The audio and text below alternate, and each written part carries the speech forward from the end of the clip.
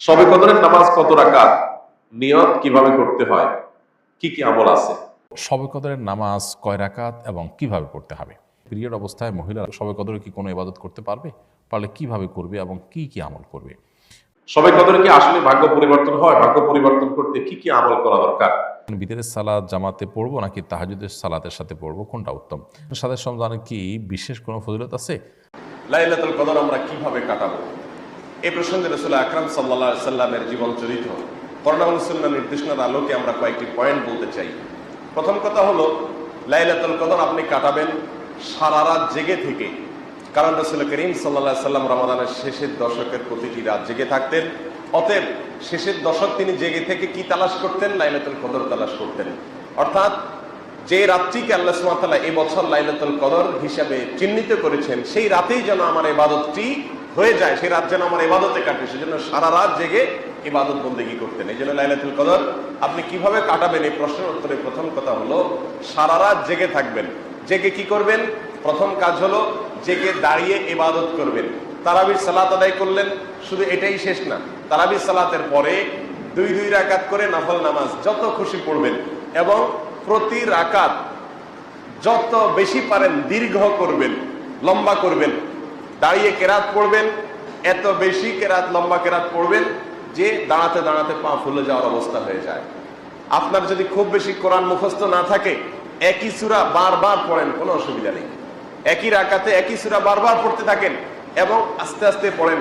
প্রতিটি আয়াতের পরে ওয়াকফ করেন, থামেন, ধীরে ধীরে পড়েন, সম্ভব হলে বুঝে বুঝে পড়েন এবং তেলাওয়াত করার পরে রুকুতে যাওয়ার আগে, তেলাওয়াতের পরে একটু গ্যাপ দেন, তারপরে রুকুতে যান। রুকুতে গিয়ে প্রতিটা তাসবিহ খুব ধীরে ধীরে পড়ুন। সুবহান রাব্বিয়াল আযীম, সুবহান রাব্বিয়াল আযীম, আমার মহান রব পবিত্র, আমার মহান রবের পবিত্রতা বর্ণনা করছি, সুবহান রাব্বিয়াল আযীম।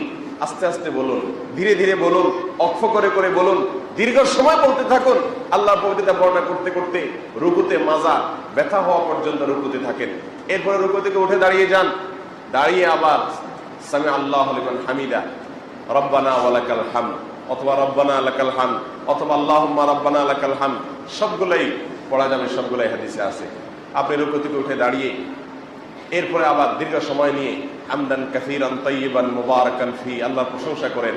কিছু না পড়তে পারলে দাঁড়িয়ে থাকেন, অন্তত 1-2 মিনিট দাঁড়ায় থাকেন। এরপরে আস্তে করে সিজদায় যান।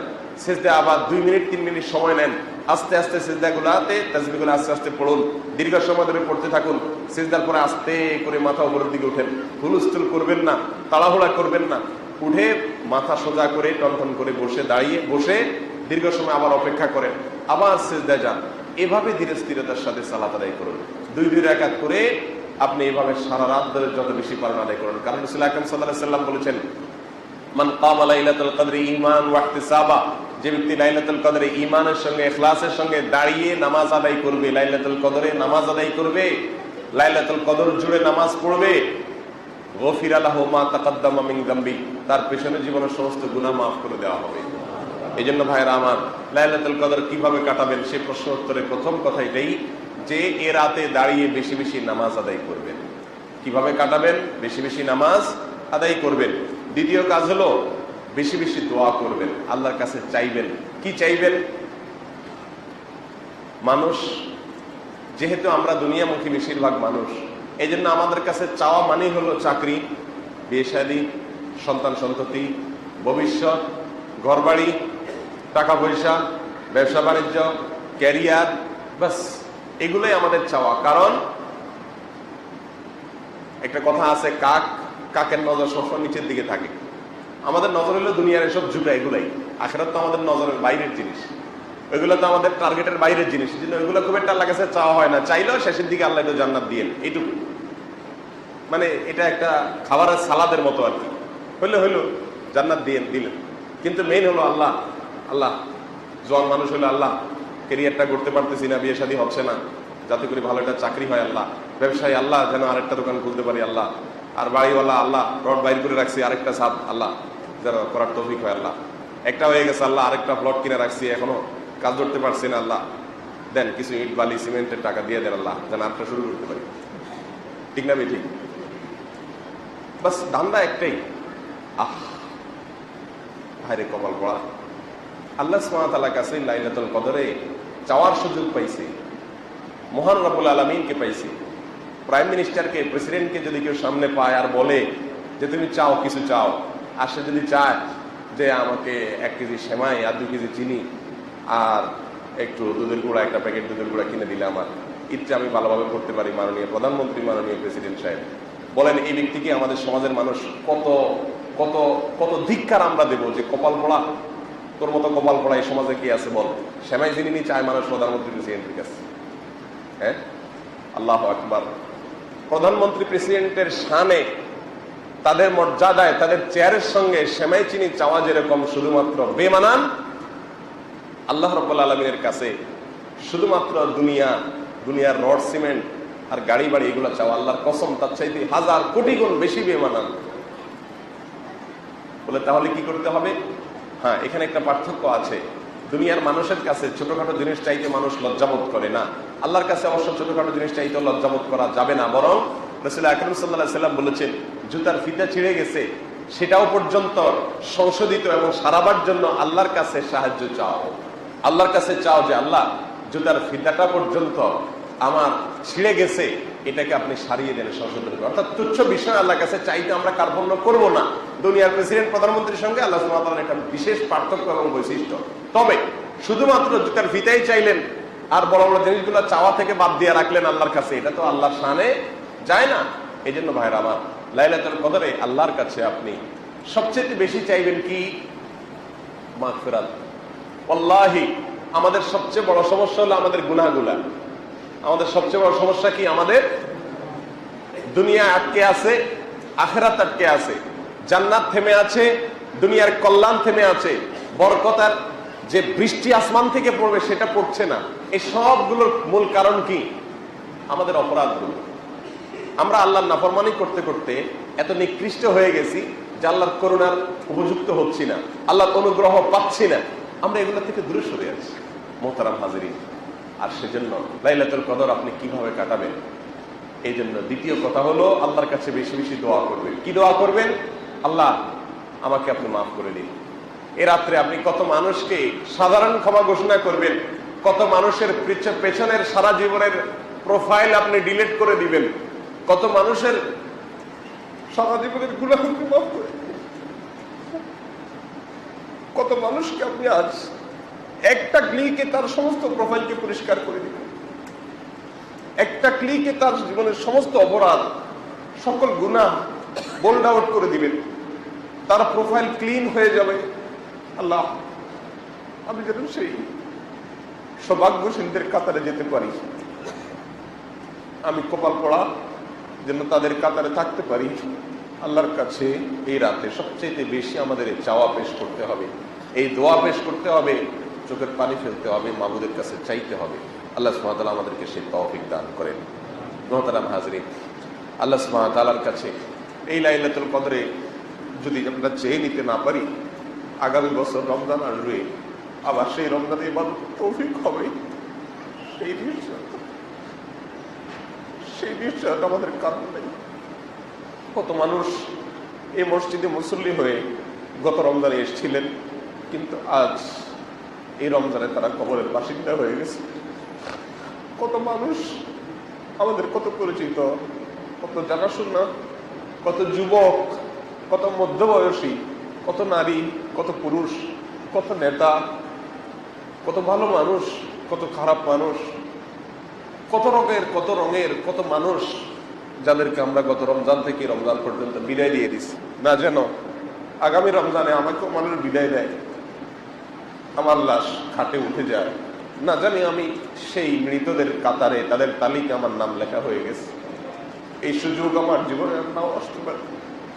এই রমজান আমার জীবনের শেষ রমজান, এটা কি নিশ্চিত ধরে আর 4টি রাতের, প্রতিটি রাতের প্রতিটি সেকেন্ডকে, প্রতিটি মুহূর্তকে চোখের পানি ফেলে একবারে অস্থির ফাঁসির আসামির মতো, দণ্ডাদেশ পাওয়া মানুষের মতো, পাগলের মতো ছটফট করতে থাকা, মাবাদের কাছে কাঁদতে থাকা, মাবাদের কাছে গিয়ে ছটফট করতে থাকা, পাগলের মতো, ছোট বাচ্চার মতো আল্লাহ কাছে কাঁদতে থাকা। আল্লাহ আমাদের সবাইকে সেই সৌভাগ্যশীল মানুষদের অন্তর্ভুক্ত করে দেন। মুহতারাম হাজিরিন, রমাদানের একেবারে শেষ মুহূর্তে চলে আসছে। কত ফজিলত, কত মর্যাদা আল্লাহ সুবহানাহু ওয়া তাআলা এই মাসটিতে রেখেছেন, এই মাসটির প্রতিটি মুহূর্তে দিয়েছেন। কতটুকু আমি করতে পেরেছি, কত মানুষকে আল্লাহ ক্ষমা করেছেন, আমার গুনাহগুলোর কি হয়েছে আমি জানিও না যে আমার জন্য কিসের ফয়সালা হয়ে আছে, জান্নাতের না জাহান্নামের। অথচ আমি ঈদের জন্য বিশাল প্রস্তুতি নিচ্ছি, আমার ঈদের আয়োজনের কোনো কমতি নেই। প্রিয় ভাইরা আমার, এর চাইতে বড় কপাল পড়া, এর চাইতে বড় হতভাগা আর কে হতে পারে? এই জন্য রমাদানের শেষের মুহূর্তগুলোকে আল্লাহ সুবহানাহু ওয়া তাআলার ইবাদত বন্দেগীতে আরো বেশি আমরা মনোনিবেশ করি, আরো বেশি আল্লাহর কাছে চোখের পানি ফেলি এবং আরো বেশি আল্লাহর দিকে মনোযোগী হই। প্রতিটি রাতের প্রতিটি মুহূর্তকে কাজে লাগাই। আল্লাহ আমাদেরকে সেই তৌফিক দান করেন। মোহতারাম হাজরিন, লাইলাতুল কদর আমরা কিভাবে কাটাবো বলছিলাম। তো দ্বিতীয় কথা হলো, এ রাতে আল্লাহর কাছে বেশি বেশি দোয়া করবো, আল্লাহর কাছে বেশি বেশি মাফ চাইবো। আল্লাহ আমাকে মাফ করে দেন, আল্লাহ আমাকে কপাল পোড়াদের মধ্যে সামিল রাখেন না, আল্লাহ আমাদেরকে সৌভাগ্যবান মানুষদের কাতারে রাখেন, আল্লাহ ইমান নিয়ে যাওয়ার তৌফিক দিয়েন, আল্লাহ জান্নাতি হয়ে যাওয়ার তৌফিক দিয়েন, আল্লাহ চূড়ান্ত হাসি শেষ হাসি হাসার তৌফিক দিয়েন। আল্লাহর কাছে চোখের পানি ফেলে এগুলো চাইবো। এর পাশাপাশি দুনিয়ার সুখ শান্তিও চাইবো, কিন্তু দুনিয়ার সুখ শান্তি এটাই যেন আমাদের একমাত্র চাওয়া না হয়, বরং আমাদের সবচেয়ে বড় চাওয়া হবে জান্নাত, সবচেয়ে বড় চাওয়া হবে জাহান্নাম থেকে মুক্তি, আল্লাহর সন্তুষ্টি, আল্লাহর প্রিয় বান্দা হতে পারা। আল্লাহ আমাদের সবাইকে সেই তৌফিক দান করুন। প্রিয় ভাইরা আমার, লাইলাতুল কদর কিভাবে কাটাবো? তৃতীয় পয়েন্ট হলো, আম্মাজান আয়েশা রাদিয়াল্লাহু তাআলা আনহা রাসূল করিম সাল্লাল্লাহু আলাইহি সাল্লামকে জিজ্ঞাসা করছিলেন, ইয়া রাসূলুল্লাহ, যদি আমি লাইলাতুল কদর পেয়ে যাই, অর্থাৎ কোন একটা রাত লাইলাতুল কদর, আল্লাহ সেটাকে লাইলাতুল কদর হিসেবে নির্বাচন করেছেন, আর সে রাত্রে আমি ইবাদত বন্দেগী করি, আমি জেগে থাকি, তাহলে আমি কি করব, কি পড়বো, আল্লাহর কাছে কি বলে চাইবো? তখন রাসূল আকরাম সাল্লাল্লাহু আলাইহি সাল্লাম তাকে একটা বিশেষ দোয়া শিক্ষা দিয়েছেন। আল্লাহুম্মা ইন্নাকা আফুউন তুহিব্বুল আফওয়া ফাআফু আন্নী, আল্লাহুম্মা ইন্নাকা আফুউন তুহিব্বুল আফওয়া ফাআফু আন্নী। আল্লাহ আপনি ক্ষমাশীল, আল্লাহ আপনি ক্ষমাশীল, আপনি ক্ষমা করতে ভালোবাসেন, অতএব আমাকে ক্ষমা করে দিন। আল্লাহ আপনি ক্ষমাশীল, আপনি ক্ষমা করতে ভালোবাসেন, এজন্য আমাকে ক্ষমা করে দিন। আল্লাহুম্মা ইন্নাকা আফুউন তুহিব্বুল আফওয়া ফাআফু আন্নী। এই দোয়াটা লিখে নিব এবং এই দোয়াটা সারা রাত ধরে বারবার বারবার আল্লাহর কাছে পড়তে থাকবো। এভাবে আমরা লাইলাতুল কদর কাটাবো। নাম্বার 4, লাইলাতুল কদরে আমরা বেশি বেশি তেলাওয়াত করব। কোরআন নাজিলের মাস, এই রাত্রেই কোরআন নাজিল হয়েছে, কোরআনের জন্ম রাত, কোরআনের জন্ম লগ্ন, অতএব এই রাতে বেশি বেশি কোরআন তেলাওয়াত করব, কোরআন পড়বো, কোরআন বোঝার চেষ্টা করব। তাহলে ইনশাআল্লাহ লাইলাতুল কদর আমার সঠিকভাবে পালন হবে এবং কাটানো হবে। আর এইভাবে আমরা সারা রাতকে কাটিয়ে দিব ইনশাআল্লাহ, ব্যয় করব। লাইলাতুল কদরে করার জন্য স্পেশাল আমল নবী করিম সাল্লাল্লাহু আলাইহি সাল্লামের পক্ষ থেকে রেকমেন্ডেড আমল একটাই আছে, সেটা হলো মায়ের সাথে তাআলা বর্ণিত হাদিসে যে দোয়ার কথা আমরা জানি, সেটা হলো আল্লাহুম্মা ইন্নাকা আফুউন তুহিব্বুল আফওয়া ফাআফু আন্নী। আল্লাহ আপনি ক্ষমাশীল, ক্ষমাশীলতাকে পছন্দ করেন, অতএব আমাদেরকে ক্ষমা করে দিন। এই দোয়া বেশি বেশি করে করা। এর বাইরে আমরা জিকির, আজকার, তাসবিহ, কোরআন তেলাওয়াত, দোয়া, রোনাজারি এগুলোর মাধ্যমে পুরো রাত অতিবাহিত করার চেষ্টা করবো ইনশাআল্লাহ। রোজা রেখে সবচেয়ে গুরুত্বের সাথে যে বিষয়টা খেয়াল করা দরকার, সেটা হলো সকল প্রকার গুনাহ থেকে বেঁচে থাকা। আমি রোজা আছি, আমি গীবত করবো না, আমি রোজা আছি ঝগড়া করবো না, আমি রোজা আছি গালমন্দ করবো না, আমি রোজা আছি মিথ্যা কথা বলবো না, আমি রোজা আছি হারাম কোনো জিনিস ফেসবুকে, ইউটিউবে, মোবাইলের বাইরে, অফলাইনে, অনলাইনে কোনোভাবে দেখবো না। এই জিনিসটা হলো রোজার মধ্যে সবচেয়ে গুরুত্বের সাথে আমাদের করা দরকার। আমরা বেশিরভাগ মানুষ নফল আমল করি, ফরজের খবর নেই। আমরা কোরআন তেলাওয়াত করি, আমরা ওয়াজ শুনি, আমরা জিকির আজকার করি, কিন্তু আমি মোবাইলে হারাম জিনিস দেখি, ভিডিও দেখি, মিউজিক শুনি, ইচ্ছায় অনিচ্ছায় আমার জ্ঞাতসারে অজ্ঞাতসারে গুনাহ করি, তাহলে আমার রোজার পুরো ফজিলতটা নষ্ট হয়ে যায়। নবী সাল্লাল্লাহু আলাইহি ওয়াসাল্লাম বলেছেন, রব্বা সাইমিন লাইসা লাহু মিন সিয়ামিহি ইল্লাল জু। বহু রোজাদার আছে, রোজা থেকে উপোস থাকা ছাড়া তার কোনো উপকার হয় না। সেজন্য এই জিনিসটা খেয়াল করা দরকার। আর এর পাশাপাশি নফল আমলের ভিতরে সবচেয়ে বেশি করণীয় কোনটা, যদি সেটা বলেন তাহলে বলবো রমজান মাসে কোরআনে কারীমের প্রতি আমাদের বিশেষ গুরুত্ব থাকা উচিত। এর বাইরে দোয়াটা বেশি বেশি পরিমাণে করা দরকার আমাদের। শবে কদর পাওয়ার সহজ উপায় কি? শবে কদরের রাত যেহেতু একেবারেই চূড়ান্ত ভাবে ফিক্সড কোনো রাত নয়, সেজন্য শবে কদর পাওয়ার উপায় হলো রমজানের শেষ দশকের প্রত্যেকটা রাতে ইবাদত করা। প্রত্যেকটা রাতে ইবাদত করার যদি সুযোগ না হয়, তাহলে কমপক্ষে বেজোড় রাতগুলোতে ইবাদত করা। নবী সাল্লাল্লাহু আলাইহি ওয়াসাল্লাম বলেছেন, তাহাররাউ লাইলাতুল কদরি ফিল বিদরি মিনাল আশরিল আওয়াখিরি মিন রমাদান। রমজানের শেষ দশকের বেজোড় রাতগুলোতে তোমরা কদর তালাশ করবে। তার মানে এর মধ্যে যে কোনোটা হতে পারে। আল্লাহ তাআলা বিষয়টাকে উজ্জ্বল রেখেছেন কেন? হাফেজ ইবনে হাজার আসকারী রাহমাতুল্লাহ আলাইহি বিশ্ববিখ্যাত হাদিস ব্যাখ্যাতা, হাদিস বেত্তা, তিনি সহিহ বুখারীর বিখ্যাত ব্যাখ্যা গ্রন্থ ফাথুল বারীতে লিখেছেন যে আল্লাহ রাব্বুল আলামিন লাইলাতুল কদর নির্দিষ্ট একটা রাতকে ফিক্সড করে না দিয়ে এই যে শেষ দশক আবার বেজর রাতগুলোর মধ্যে সম্ভাবনা বেশি এটা করেছেন যাতে করে আমরা বেশ কয়েকটা রাত ধরে ইবাদত করতে পারি। এখন মনে হতে পারে এটা তো আমাদের কষ্ট হচ্ছে, আমাদের জন্য বোঝা হলো, ফিক্সড হলো তো আমাদের জন্য সহজ হয়ে যেত। মরার পর যখন আমল নামা হাতে পাবো তখন মনে হবে ইস, এই লাইলাতুল কদর আল্লাহ শেষ 10 রাতের মধ্যে রেখেছেন, পুরো রমজান রাখতেন তাহলে 30 রাত ধরে ইবাদত করতে পারতাম, কারণ তখন লাভটা চোখে আসবে এবং দেখা পড়বে। এই জন্য লাইলাতুল কদরের জন্য শেষ সাথে বেশি বেশি ইবাদত করতে হবে। এটা হলো লাইলাতুল কদর পাওয়ার সহজ উপায়। আরেকটা সহজ উপায় আছে, সেটা হচ্ছে ইতিকাফ, যেটা এতক্ষণ বললাম। আপনি মসজিদে যদি ইতিকাফ করেন তাহলে লাইলাতুল কদর পাওয়াটা এমনিতেই সহজ হয়ে যাবে।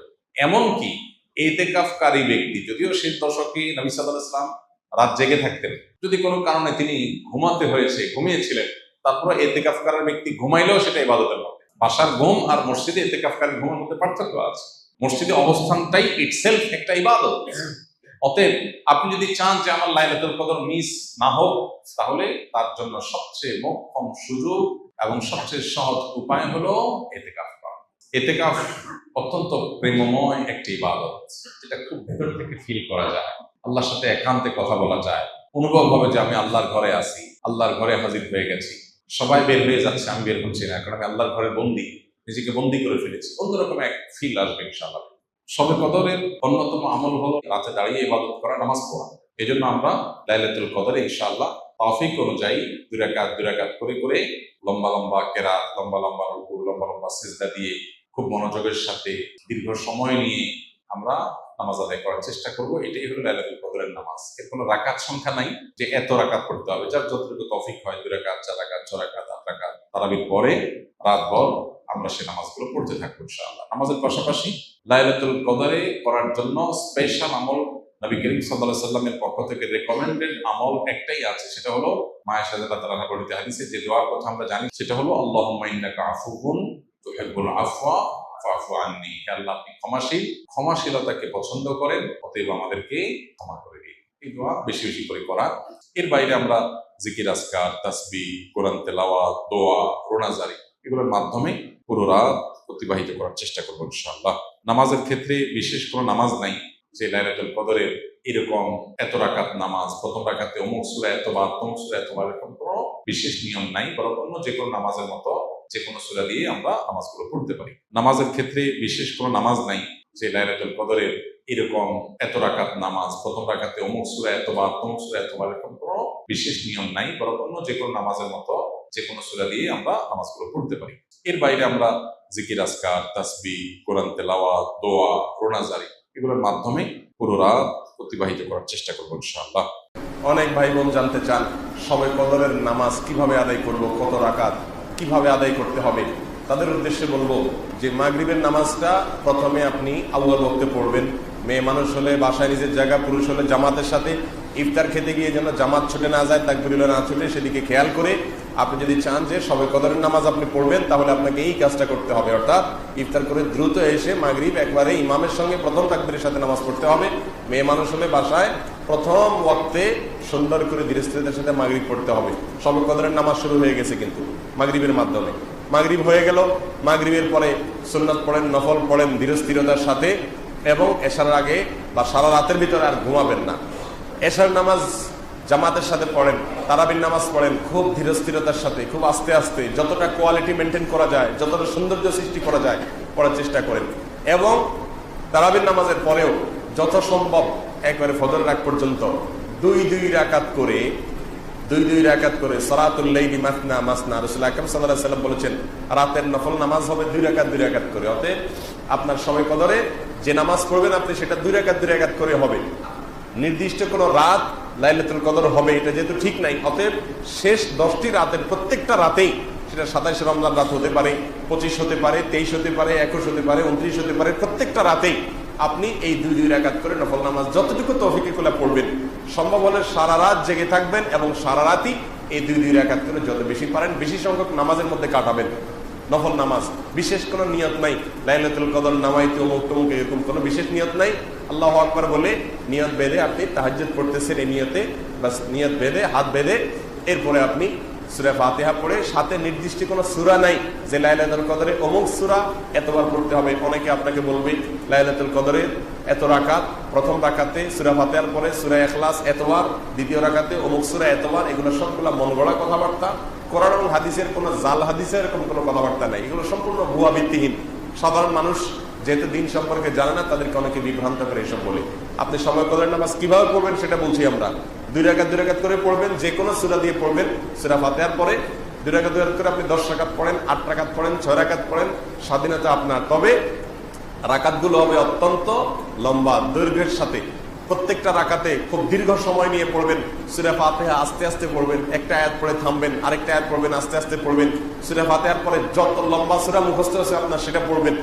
একবারে যদি মনের চাহিদা না মেটে তো আবার পড়েন, একই সূরা 2 বা 3 বার পড়েন, সমস্যা নেই। 4-5টা সূরা এক রাকাতে পড়েন, অসুবিধা নাই। আলাম তারা থেকে নাস পর্যন্ত এক রাকাতে পড়ে ফেলান, কোনো অসুবিধা নাই। আপনার রাকাত লম্বা করা দরকার, দীর্ঘ রাকাত করেন। রাসূল আকরাম সাল্লাল্লাহু আলাইহি সাল্লাম তাহাজ্জুদ যখন পড়তেন রাতের বেলায়, আম্মা জান আয়েশা রাদিয়াল্লাহু আনহা বলেছেন তার পাও এত বেশি তিনি দাঁড়িয়ে নামাজ পড়তেন যে পাও ফুলে যেত।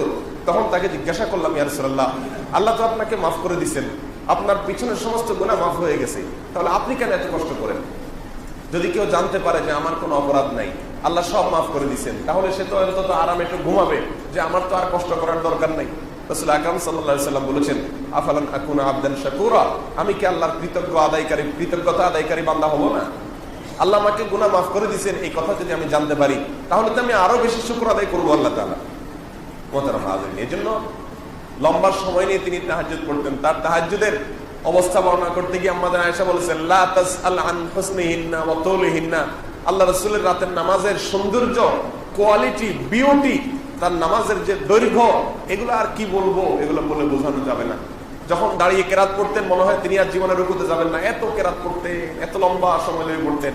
যখন রুকুতে যেতেন এত তাসবিহ পড়তেন মনে হয় আর মাথা জীবনে উঠাবেন না। যখন মাথা উঠাতেন দাঁড়িয়ে আল্লাহর প্রশংসা শুরু করতেন মনে হয় আজ সিজদা যাবেন না। সিজদা গেলে সুবহান রাব্বিল আলা বলতে বলতে আল্লাহর প্রশংসা করতে করতে এত মজা পাইতেন, আল্লাহকে সামনে পেয়ে আল্লাহর প্রশংসা করে আর মনে হয় সিজদা থেকে উঠবেন না। হাদিসে রাসূল করিম সাল্লাল্লাহু আলাইহি ওয়াসাল্লাম বলেছেন, বান্দা যখন সিজদায় যায় তখন আল্লাহর সবচেয়ে কাছে চলে যায়। কেউ যদি চায় আল্লাহর আরশের দুয়ারে গিয়ে, আল্লাহর রহমতের চৌকাঠে গিয়ে, আল্লাহর আরশের দরজায় গিয়ে আল্লাহর কাছে সঙ্গে সঙ্গে মুখোমুখি হয়ে আল্লাহর কাছে চাইবে, তাহলে তার জন্য একমাত্র উপায় হলো সিজদায় গিয়ে যাওয়া আল্লাহর কাছে। সিজদায় গিয়ে চাওয়া। আরশের রাস্তা উপরের দিকে, অনেক দূরের রাস্তা, কিন্তু একজন আল্লাহর প্রিয় বান্দা তিনি বলেছেন, আল্লাহর আরশের রাস্তা নিচের দিকে, অর্থাৎ জমিনে মাথা ঠুকাইলে আরশে পর্যন্ত পৌঁছে যায়, বান্দা আল্লাহর সবচেয়ে নিকটে চলে যায়। অতএব রাত্রে সিজদায় গিয়ে লম্বা সময় সিজদা নিয়ে সিজদায় আপনি তাসবিহ পাঠ করুন, সিজদায় কোরআন হাদিসে বর্ণিত দোয়াগুলো আপনার আল্লাহর কাছে বলুন, চাইতে থাকুন আল্লাহর কাছে, মনে মনেও চাইতে পারেন, তাসবিহ করতে পারেন। এভাবে লাইলাতুল কদরের রাতকে আপনি কাটায় দেন। লম্বা এক রাকাত নামাজ 10 মিনিট, 15 মিনিট, 20 মিনিট, আধা ঘন্টা সময় কাটায় দেন। এভাবে 2 রাকাত, 4 রাকাত, 6 রাকাত নফল নামাজ পড়েন। এটা হলো লাইলাতুল কদরের নামাজ। বিশেষ কোনো সংখ্যা ঠিক করা হয় নাই, এত রাকাত পড়তে হবে, এই সূরা এতবার পড়তে হবে, এরকম কোনো নির্দিষ্ট করা হয় নাই। বরং আপনার যত খুশি আপনি পড়েন, এবং কিছু সময় নামাজ পড়েন, কিছু সময় দোয়া করেন, কিছু সময় জিকির করেন, কিছু সময় তাসবিহ পড়েন, কিছু সময় আল্লাহর কাছে কান্নাকাটি করেন, কিছু সময় কোরআন তেলাওয়াত করেন, কিছু সময় আল্লাহর অপরাধের কথা স্বীকার করে, আল্লাহর কাছে অপরাধের কথা স্বীকার করে ক্ষমা চান। একা একা যথাসম্ভব নির্জনতায়, দলবদ্ধভাবে ইবাদত করার কোনো গুরুত্ব নাই। যথাসম্ভব একা একা হারিয়ে যান, লুকিয়ে যান, বাসার সবার চোখ থেকে আড়াল হয়ে যান, সম্ভব হলে ছাদে চলে যান, গিয়ে আল্লাহর কাছে কান্নাকাটি করে নেবেন। চান আল্লাহ আমাদের সবাইকে তৌফিক দান করুন। শবে কদরের নামাজ কত রাকাত, নিয়ত কিভাবে করতে হয়, কি কি আমল আছে? শবে কদর বছরের সবচেয়ে শ্রেষ্ঠ রাত। এই রাতের ইবাদত খায়রুম মিন আলফি শাহর, 1000 মাসের ইবাদত চাইতে উত্তম।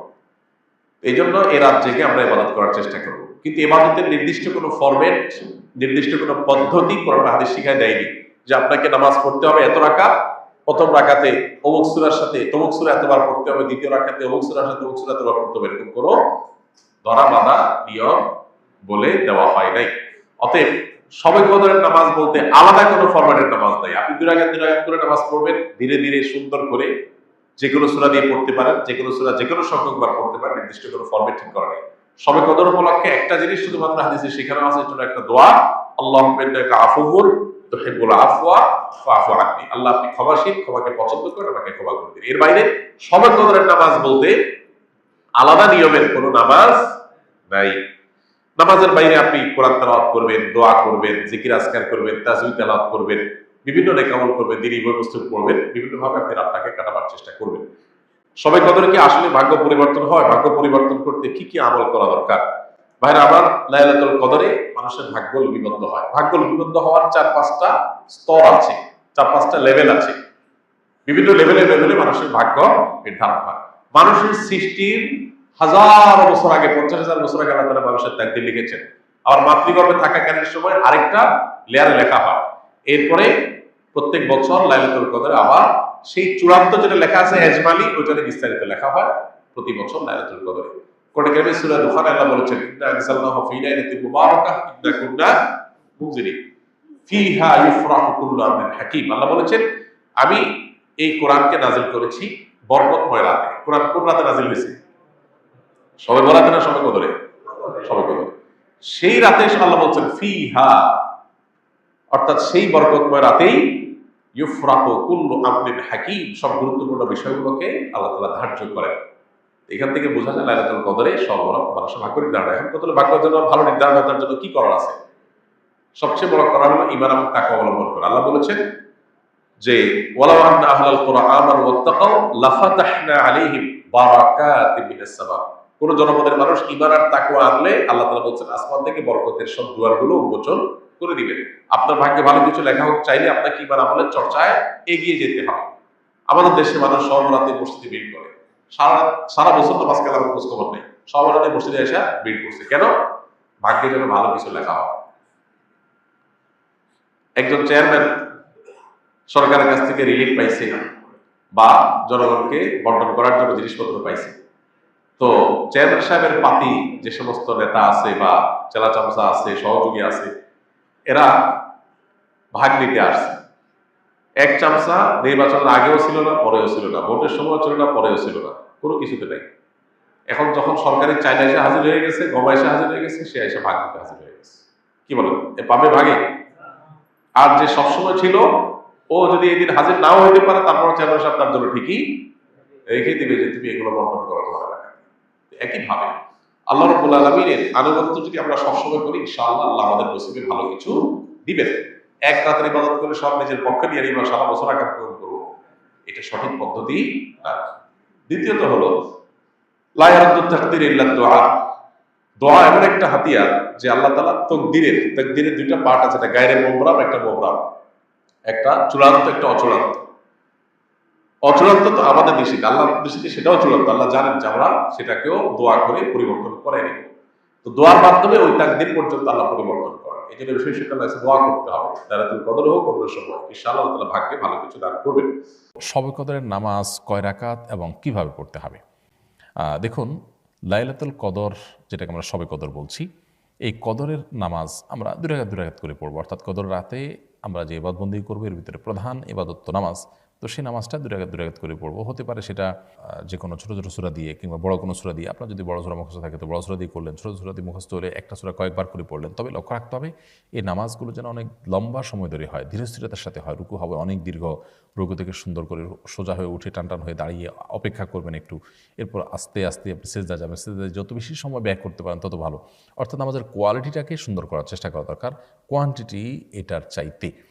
আমরা অনেকে এই জাতীয় সময়গুলোতে লাইলাতুল কদরে বা এই জাতীয় শবে বরাতে দেখা যায় যে আমরা হিউজ পরিমাণ নামাজ পড়ি, অথচ হুলস্থুল করে তাড়াহুড়ো করে দিই। এটার কোনো গুরুত্ব নেই, বরং গুরুত্ব হলো সুন্দরভাবে সালাত আদায় করা। সো লাইলাতুল কদরের নামাজের নিয়ম হলো 2 রাকাত করে পড়বেন। সলাতুল লাইলি ওয়ান নাহারি মাসনা মাসনা, নবী সাল্লাল্লাহু আলাইহি ওয়াসাল্লাম বলেছেন রাত এবং দিনের নামাজ 2 রাকাত করে পড়বেন। এই 2 রাকাত নামাজ যত সময় নিয়ে পড়তে পারেন ততই ভালো। 4 রাকাত পড়তে পারেন, 6 রাকাত পড়তে পারেন, 8 রাকাত পড়তে পারেন, যত রাকাত সংখ্যক আপনি পড়বেন, কিন্তু কোয়ালিটি যেন সে ঠিক থাকে, আস্তে যেন পড়েন, সেটা খেয়াল রাখবেন।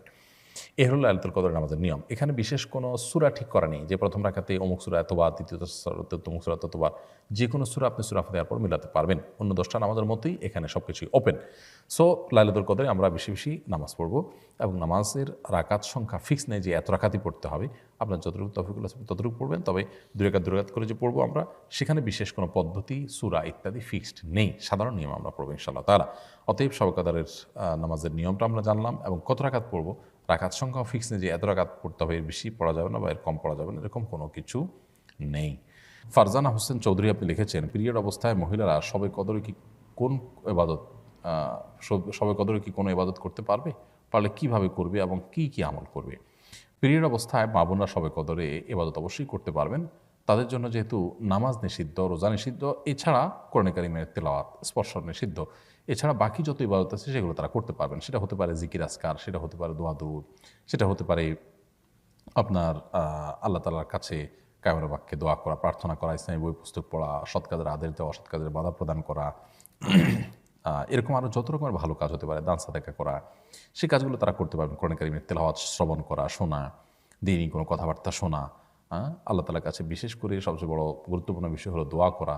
শবে কদরে যে দোয়া আছে, আল্লাহুম্মা ইন্নাকা আফুউন তুহিব্বুল আফওয়া ফাআফু আন্নী, এছাড়া আরও যত দোয়া আছে লাইলাতুল কদরে, এগুলো কিন্তু আল্লাহ তাআলার কাছে নিবেদন করতে পারেন। তাসবিহ তাহলিল করতে পারেন, সুবহানাল্লাহ, আলহামদুলিল্লাহ, সুবহানাল্লাহ ওয়া বিহামদিহি, সুবহানাল্লাহিল আযীম, আল্লাহু আকবার, যত রকমের তাসবিহ আছে এই সবগুলো পিরিয়ড অবস্থায় শবে কদরে মা বোনরা নিবেদন করতে পারেন। তাতে শবে কদরের যে ফজিলত এবং মর্যাদা, মাহাত্ম্য, সেটা তারাও লাভ করার সুযোগ থাকছে তাদের জন্য। আব্দুল আহাদ আপনি লিখেছেন, বিতরের সালাত জামাতে পড়বো নাকি তাহাজ্জুদের সালাতের সাথে পড়বো, কোনটা উত্তম? রমজান মাসে বিতরের সালাত জামাতের সাথে পড়াই উত্তম। বিতরের সালাত জামাতের সাথে পড়ে ফেললে ভোর রাতে আপনি চাইলে আবার তাহাজ্জুদও পড়তে পারবেন না তা না। তবে সাধারণ অবস্থাতেই নবী সাল্লাল্লাহু আলাইহি ওয়াসাল্লামের নির্দেশনা হলো যে আলু আখিরা সালাতিকুম বিল্লাইলি ভিতরা, তোমাদের রাতের শেষ নামাজ যেন ভিতির হয়। তো এই রাতের শেষ নামাজটা যেন ভিতর হয়, এটা সাধারণ বিধায় সবসময় এটা চেষ্টা করা উচিত। কিন্তু রমজান মাসে যেহেতু সুন্নাহ হলো, সাহাবা ইকরাম এবং খোলাফায়ে রাশিদিন সুন্নাহ হলো তারাবির সাথে ভিতির পড়া, অতএব আমরা সেটাই করব।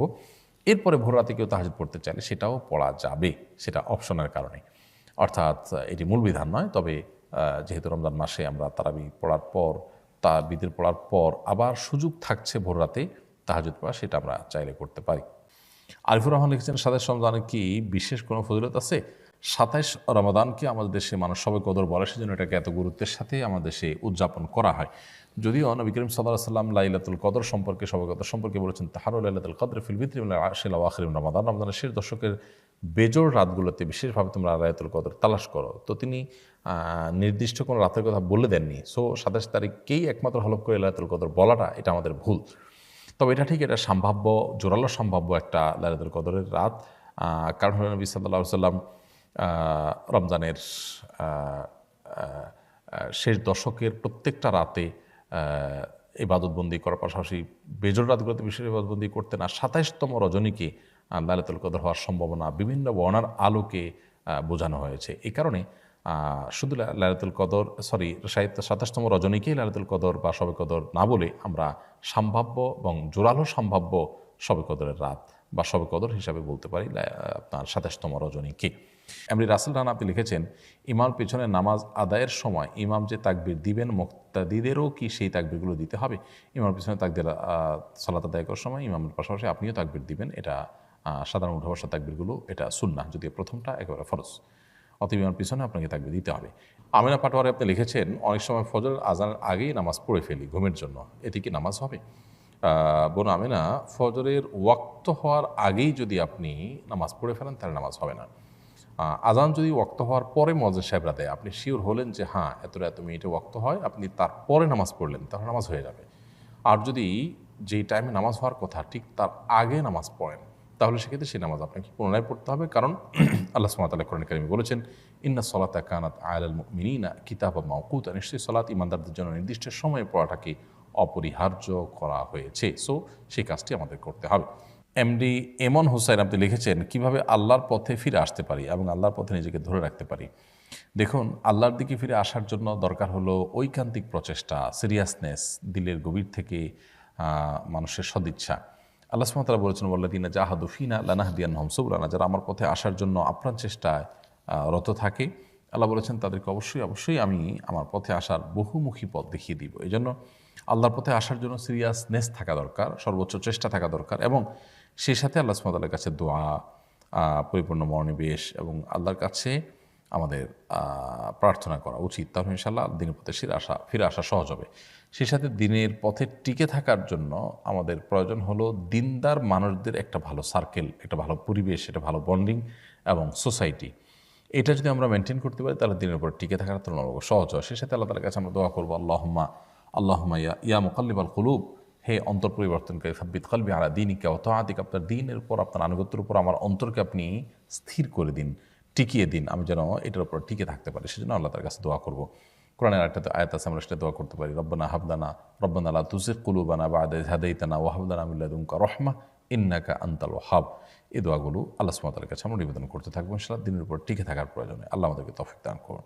এরপরে প্রশ্ন হলো, রমজানের শেষ দশকের গুরুত্বপূর্ণ দিনগুলো অতিবাহিত হচ্ছে, এই দিনগুলোতে আমাদের কী করা উচিত? রমজানের শেষ দশকের 5টি দিন অতিবাহিত হচ্ছে, আর সামান্য কয়েকটা দিন বাকি আছে। প্রিয় নবী সাল্লাল্লাহু আলাইহি ওয়াসাল্লাম রমজানের শেষের দিকে সেই ইবাদত বন্দেগীর পরিমাণ আরও বাড়িয়ে দিতেন। বিশেষ করে রমজানের শেষ দশকের প্রত্যেকটা দিন এবং প্রত্যেকটা রাত তার কাছে খুবই গুরুত্বপূর্ণ ছিল। কানা ইয়াজতাহিদু ফীহি মা লা ইয়াজতাহিদু ফী গায়রি, তিনি এই দশকে ইবাদত বন্দেগীর জন্য যত বেশি চেষ্টা এবং সাধনা করতেন, অন্য কোনো সময় ইবাদত বন্দেগীর জন্য এত সাধনা, এত চেষ্টা, এত পরিশ্রম তিনি করতেন না। এই জন্য একজন ইমানদার হিসাবে রমজানের শেষ দশকের অবশিষ্ট দিনগুলোতে আমাদের ইবাদত বন্দেগীতে অনেক বেশি নিমগ্ন থাকা উচিত। প্রিয় নবী সাল্লাল্লাহু আলাইহি ওয়াসাল্লাম রাত জুড়ে ইবাদত বন্দেগী করতেন, রাত জুড়ে জেগে থাকতেন রাত জুড়ে, এবং পরিবার লোকদেরকে জাগিয়ে তুলতেন, রমজানের শেষ দশকে ইতিকাফ করতেন, এবং তিনি এই দশকে যে পরিমাণ ইবাদত করতেন তার জীবনে অন্য কোনো সময় করতেন না। তো প্রিয় নবী সাল্লাল্লাহু আলাইহি ওয়াসাল্লামের এই আমলটা আমাদের মধ্যে থাকা উচিত। বিধায় অবশিষ্ট সময়গুলোকে আমাদের কাজে লাগানো দরকার। ঈদের কেনাকাটা কিংবা গ্রামে যাওয়ার ব্যস্ততা যেন আমাদের রমজানের শেষ মুহূর্তের ইবাদত বন্দেগী থেকে আমাদেরকে দূরে সরিয়ে না দেয়। আমরা অনেকেই খুব দুর্ভাগ্যজনকভাবে রমজানের শেষের দিনগুলোকে আমরা নষ্ট করে ফেলি, অথচ এই দিনগুলোর গুরুত্ব আরও বেশি এবং মর্যাদা আরও অনেক বেশি। লাইলাতুল কদর এই দশকের মধ্যেই রয়েছে। সো এই দশককে আমরা সর্বোচ্চ ইবাদতের মধ্যে কাটাবার চেষ্টা করি। আল্লাহ আমাদের সবাইকে সেই তৌফিক দান করুন।